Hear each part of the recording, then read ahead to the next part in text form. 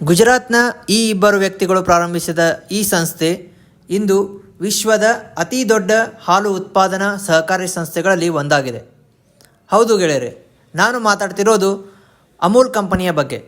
ಭಾರತದಲ್ಲಿ ಹಾಲು ಮತ್ತು ಹಾಲು ಉತ್ಪನ್ನಗಳ ಬಗ್ಗೆ ಮಾತನಾಡಿದರೆ ಮೊದಲಿಗೆ ನೆನಪಿಗೆ ಬರುವುದ ಹೆಸರು ಅಮೂಲ್.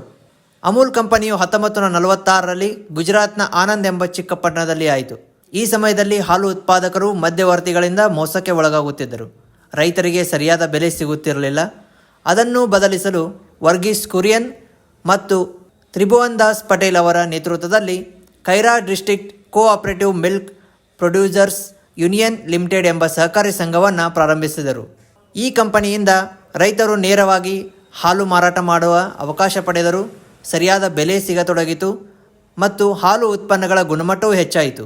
ಈ ಅಮೂಲ್ ಕಂಪನಿಯಿಂದಲೇ ಭಾರತದ ವೈಟ್ ರೆವಲ್ಯೂಷನ್ ಅಂದರೆ ಹಾಲಿನ ಕ್ರಾಂತಿ ಆರಂಭವಾಯಿತು. ಇಂದು ಅಮೂಲ್ ವಿಶ್ವದ ಅತಿದೊಡ್ಡ ಹಾಲು ಉತ್ಪಾದನಾ ಸಹಕಾರಿ ಸಂಸ್ಥೆಗಳಲ್ಲಿ ಒಂದಾಗಿದೆ.